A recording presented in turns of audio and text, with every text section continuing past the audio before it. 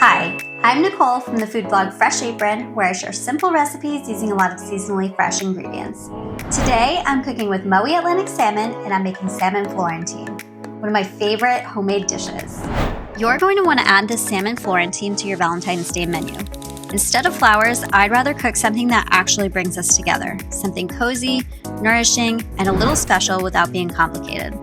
I'm using MOWI Atlantic salmon from their 2-portion pack, which is perfect for dinner for 2. The portions are just right and the quality is always consistent, so I know exactly what I'm getting every time. That kind of reliability matters when you're cooking for someone you care about. It's super fresh and always cooks perfectly. You'll remove the salmon from the packaging and place it on a parchment-lined baking sheet. Once you do that, you'll want to gently pat it dry with a paper towel. Then, drizzle it with a little olive oil and season with salt and pepper. Bake it at 425 degrees for about 15 minutes. Next, you'll chop up just a few ingredients for the sauce. Finally, dice up a shallot and quarter some cherry tomatoes. Next, you'll mince 2 cloves of garlic using either a knife or a garlic press. Grab a couple handfuls of baby spinach and roughly chop that too. Bring a pot of salted water to a boil, then add in your orzo. You'll cook it according to package directions, then drain it and drizzle it with olive oil and give it a good stir. For the Florentine style sauce, you're going to want to heat up some olive oil in a nonstick skillet over medium heat.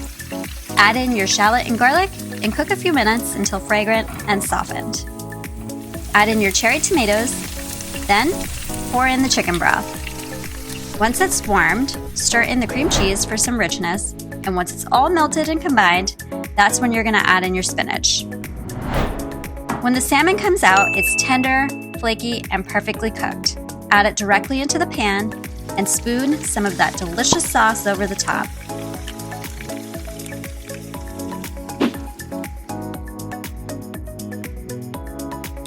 Now let's plate it. Spoon the orzo onto 2 plates, then top it with the salmon, making sure to include some of that delicious sauce. Now you're ready to serve it for your Valentine. It's creamy, comforting, and surprisingly easy to make. So this Valentine's Day, skip the flowers, cook the salmon instead. Because sometimes the best way to show love is simply making a really good meal and sitting down to enjoy it together.